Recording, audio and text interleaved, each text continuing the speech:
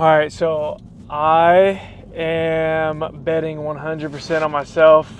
One of the things that I'm doing, or I did this morning, I sold all my stocks this morning. This morning I sold all my stocks except for my retirement account, my IRA. And this was something that I kind of thought about and have been thinking about. And the good thing is that overall my portfolio that I was selling was up over 30%. Got 30% gains, cool. Cash out, it's a win. There was a little bit of FOMO, like, well, what if I keep certain stocks, like some of my favorite ones like Apple or Amazon, like, well, or Nvidia, like they're doing so well. Like Nvidia was, my investment was over 300%. So that was good. Here's the thing, like some of the best investors and entrepreneurs, what they do is they cash out after a win. They secure the win. I secured my wins, and then also I still have my retirement account, and I will max out my Roth IRA every single year.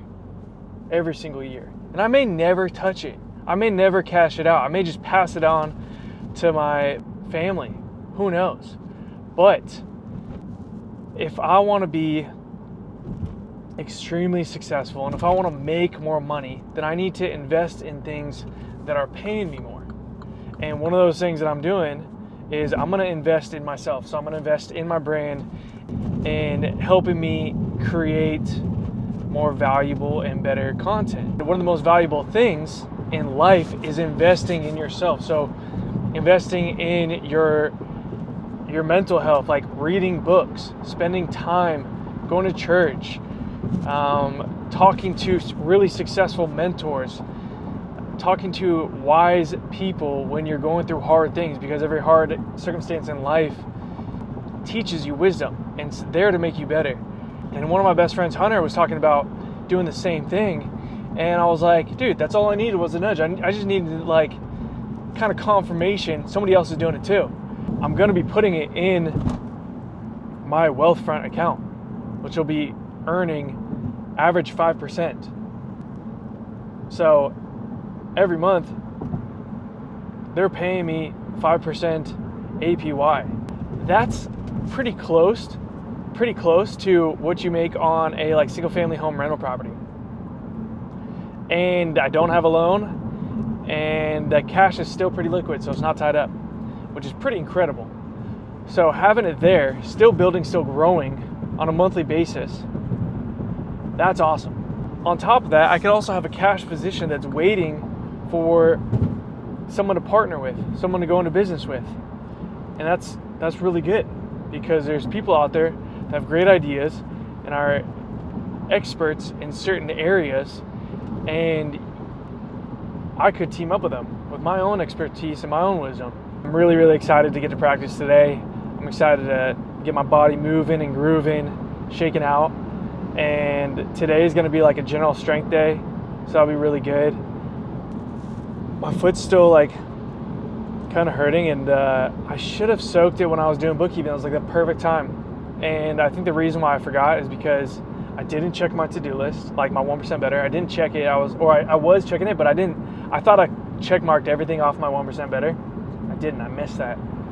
I still did hyperbaric and red light yesterday, so that's good. Like I'm on top of it on that. So I'm still doing a lot of great things. But I moved my Epsom salt away from my bucket where I put my foot in, and I put it under my desk, so it's kind of hidden. And if it's out in plain sight, it's a lot easier to like remember, be like, oh yeah, we gotta do this before bed. So today, that's one of the things I need to do, or I want to do. But I'm pulling up to USC right now. Gonna see how the body feels and what I can do today. All right, we're gonna try and film this, see how it rolls, see how it goes. Skip.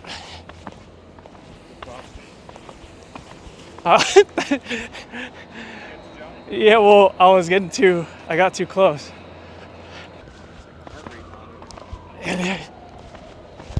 Oh, almost. That was too much force on my foot, hurt my cuboid. Get off of it sooner. Get off of the foot sooner. Work on getting there, Ah! Right here. There we go.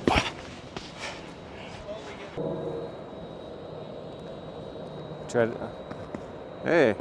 Hey, all right. I like that little hinge moment we had there. Yeah, I think right now, the body still feels kind of beat up. I think landing's going to take away from tomorrow. A good day tomorrow. Yeah, yeah. I mean, you just jumped. You had 6 jumps. That's why these are always optional, voluntary. 75? 55. 55? From the board? Yeah. Okay, that's fine. As long as you feel good. This is like 12-foot board. This is our commencement plan B setup here. Okay, about 5 inches over that. You look better than you feel. I'll give you that. Okay, good. Not here, but everywhere else. Yeah, not so much right here. No. But yeah, all this is good. The Australian actor. The one that talks like this. You know, with the deep raspy voice. What's his name? The one where he gets a cocktail shot and he's gonna die and he has to keep getting adrenaline. He jumps out of an airplane. Oh. What's his name? I don't know. Oh my God. That's who would play me in a movie. He'd be Coach. Yeah, he'd be Coach Pete. Isn't he Australian? Where's Jason Statham from? Oh yeah, England, my bad. Same thing. Okay, get up, get up, get up. Okay, okay. The cursive short approach jumps is your posture when you're accelerating, right? So you did a good job the last few steps to get your hips up. And Jason Statham's from England. What's that? He's from England. I was way off. Say what's up to the camera. All right, you ready? This one's for you.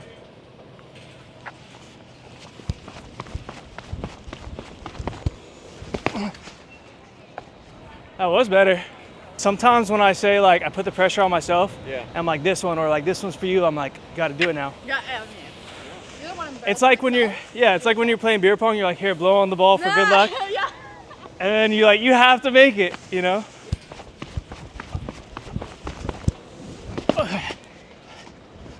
Yeah, that was better. And I got up on there with the strong headwind, made the great adaptation. Pushed good and got into good position. Gorgeous. That's more of an Australian accent, coach. Oh.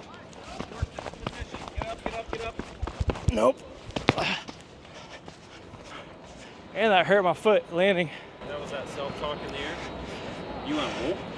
Oh, Before you landed. I didn't push as long as you said don't push as long, but I was way behind. And it hurt my foot where I landed. I still hit good position right here to take off, but I want to recover my foot, so let's be careful. So I did med ball after my practice, and I didn't film it because I had limited time until I had to go, so I didn't really have much time to set up the camera and stuff. But check this out. I'm out at Ralph's right now. I just got ready to go some more food. I'm over here at Ralph's, and I pull out of the car and I'm walking, right, and all of a sudden I see this dude. Like this black dude with a mask and he has all black on too and a backpack, and he's booking it out of the Ralph's grocery store, and the security guard is chasing after him, and I'm like, oh no! Like there's that split second in my mind. I'm like, let's go help, and they're on the other all the way across the parking lot, and I mean. I saw the security guard. I'm like, all right, he's booking it. You know, they're gone. But I was like, dude, interesting. And that thought came to myself. What would I do if I'm in between the exit and that guy stealing food? Man, what would you guys do if you're at the exit of a grocery store and this guy's clearly stealing food? And he makes a move and it's between you and the exit? Like, how many of my dudes out there would tackle this guy and help the security guard out? Because you have backup. You know security guard's there. But here's the other thing. You don't know if this guy got a knife, got a gun, or anything else. The security guard does. He does. but you don't know. So it's a risk you are taking, and I mean, you're definitely helping out, being a good citizen, no doubt. But yeah, I want to know how many dudes out there would help out the security guard. I'm not gonna lie, there was an innate something in me like help him. If I had a security team or owned a security team, I would get that guy's contact because I saw he took action. And I don't know the training he had or anything, but he had the courage to not just stand by and let it happen. And there's security guards, I've seen videos online of like just letting this stuff slide and happen. I don't know if that's because they're bosses, whatever, but I like the fact that this guy at least was like, he was sprinting, all out sprinting. And for the most part, these security guards are like kind of in the center, and like the doors are on the outsides. So, you know, he saw this guy book it, and he was like, oh, dude, I'm telling you what, like I saw that dude book it out of the grocery store, and I saw, oh boy, the security guard, like all out sprint. I'm like, yes, bro, get him, come on. You know, like, and I feel for both sides. Like, I get it, dude, that homeless guy's probably starving. But here's the other thing, guys, like, we are where we are because of the decisions we made in life. That's a hard truth. It's a hard truth, and it hurts, especially when you're hurting. I remember when someone first told me that, and it was someone that was an argument too. But I had gone through some stuff. We are where we are because of the decisions we made. And the thing is, if you woke up, bro, God's not done with you, man. You still got great opportunity to make a difference for yourself, to make some change.